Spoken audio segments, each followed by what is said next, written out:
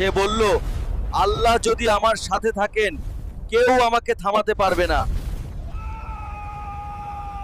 সেই রাতেই হাল্ক জানতে পারে সে হারানো মুসলিম রাজার একমাত্র ছেলে। এক দরবেশ বলেছিল, তুমি শুধু শক্তিশালী নও, তুমি নির্বাচিত। রাগের মাঝেও সে আল্লাহকে ডাকত, আর তখনই তার শক্তি আরও বেড়ে যেত। লোকেরা তাকে দেবতা ভাবে, কেউ ভাবে দানব, কিন্তু হাল্ক নিজেও জানে না সে আসলে কে। যখন নদী রেগে যায়, তখন তারা হাল্কের নাম ডাকে, কিন্তু আসল রহস্য লুকিয়ে আছে নদীর তলায়। আজ দেবতা না, আজ হাল্ক শুধু একজন রক্ষক। অনেক বছর আগে এক মুসলিম রাজ্যে জন্ম নিয়েছিল এক অদ্ভুত শিশু। তার রং ছিল সবুজ, শক্তি ছিল মানুষের বাইরে। রাজাকে হত্যা করা হয় আর শিশুটিকে হারিয়ে ফেলা হয় অন্ধকার জঙ্গলে। সে জানত না সে কে, কিন্তু তার রক্ত জানত সে একজন রাজপুত্র। তার গলায় ঝুলছিল একটি তাবিজ, যা শুধু রাজ পরিবারের জন্য ছিল। এই শহরটা একসময় মানুষে ভরা ছিল। আজ এখানে শুধু ধ্বংস আর নিস্তব্ধতা, আর তার মাঝখানে হাল্ক। কাঁচের প্রতিচ্ছবিতে যা দেখা গেল তা দেখে হাল্ক নিজেই থমকে গেল। শত্রুটা সে নিজেই। হাল্ক তার সমস্ত শক্তি দিয়ে আঘাত করল, কিন্তু শত্রুকে দেখা যাচ্ছে না। এ কি কোনো অদৃশ্য দানব? হাল্ক হঠাৎ করেই গাড়ি উড়ে গেল বাতাসে। কিন্তু শত্রুটা কোথায়? সে বলল, আল্লাহ যদি আমার সাথে থাকেন, কেউ আমাকে থামাতে পারবে না।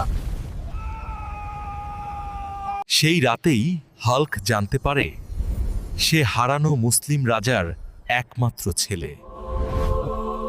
এক দরবেশ বলেছিল, তুমি শুধু শক্তিশালী নও, তুমি নির্বাচিত। রাগের মাঝেও সে আল্লাহকে ডাকত, আর তখনই তার শক্তি আরও বেড়ে যেত। এই গ্রামটা হঠাৎ করেই মানচিত্র থেকে হারিয়ে গিয়েছিল। কেউ জানত না কেন, কিন্তু আজ হাল্ক এখানে এসেছে সত্য খুঁজতে। আমি দানব না, আমি কেউ ছিলাম। নাম হারালে কি মানুষও হারায়? আমি দানব না, আমি কেউ ছিলাম। নাম হারালে কি মানুষও হারায়? নিজের সাথে যুদ্ধ হোক, আমি দানব না, আমি কেউ ছিলাম। একটা ল্যাব, একটা বিস্ফোরণ, তারপর শুধু নীরবতা। হাল্ক জানে সে কে, কিন্তু ভুলে গেছে তার নাম। আয়নার সামনে দাঁড়িয়ে তার চোখ গভীর চিন্তায় মগ্ন। সে তার নিজের শক্তি অনুভব করে, কিন্তু তার অতীতের স্মৃতিগুলো যেন কুয়াশার আড়ালে ঢাকা। এই ভূমি একদিন ছিল দুর্বল মানুষের হাতেই, কিন্তু আল্লাহ যখন শক্তি দেন, তিনি তাকেই দেন। আজান ভেসে আসছে দূর থেকে, হঠাৎ আকাশে সবুজ আলো। এই ভূমি একদিন ছিল দুর্বল মানুষের হাতে, কিন্তু আল্লাহ যখন শক্তি দেন, তিনি তাকেই দেন যাকে মানুষ কল্পনাও করতে পারে না। সবুজ ধোঁয়ার ভেতর থেকে হাল্কের আবির্ভাব। তার চোখে শান্তি, রাগ নয়, হাতে কোরআনের আলোয় তৈরি এক প্রতীক। সে আর শুধু হাল্ক নয়, সে আজ ন্যায় বিচারের পাহাড়, ইসলামের ছায়ায় গড়া এক অদ্ভুত শাসক। জাতীয় সংসদের সামনে হাল্ক দাঁড়িয়ে, পেছনে বাংলাদেশের পতাকা ও ইসলামী ক্যালিগ্রাফি। জনগণ তাকিয়ে আছে বিস্ময়ে। ক্ষমতা দিয়ে সে ধ্বংস করেনি, ক্ষমতা দিয়ে সে প্রতিষ্ঠা করেছে আদল। ঘুষ, জুলুম, মিথ্যা সব ভেঙে চূর্ণ। হাল্ক দুর্নীতিবাজদের কারাগারে পাঠাচ্ছে, কিন্তু গরিবদের মাথায় হাত রেখে দোয়া করছে।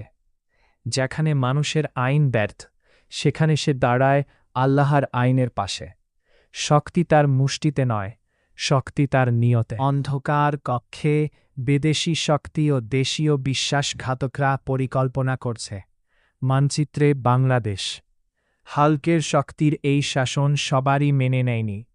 অন্ধকারে জন্ম নেয় নতুন শত্রু। শত্রুরা আক্রমণ করলে হাল্ক আকাশের দিকে তাকিয়ে শান্ত হয়, তারপর শুধু প্রতিরোধ করে, ধ্বংস নয়।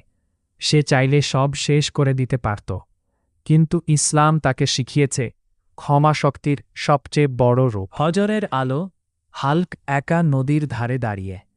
ধীরে ধীরে সবুজ আলো মিলিয়ে যায়। সে কি মানুষ ছিল, নাকি আল্লাহর এক পরীক্ষা?